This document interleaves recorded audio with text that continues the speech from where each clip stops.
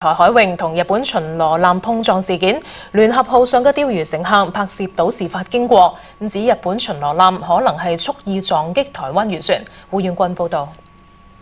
聯合號嘅釣魚客發放撞船事件發生時拍攝到嘅片段，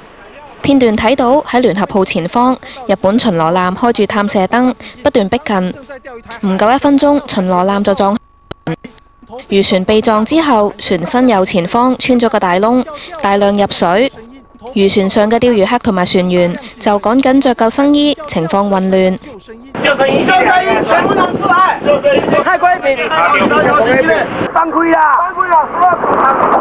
仍然被扣留喺日本嘅聯合號船長接受台灣電視台嘅電話訪問，佢強調漁船當時並冇好似日方所講，一見到巡邏艦就之字形行駛逃走，又表示巡邏艦係故意撞埋嚟。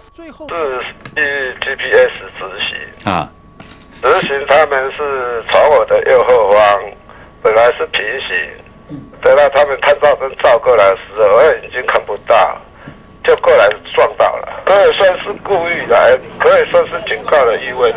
至於一度被扣查嘅一個船員同埋另一個釣魚客，尋日已經獲釋返台灣。有線電視記者胡元君報導。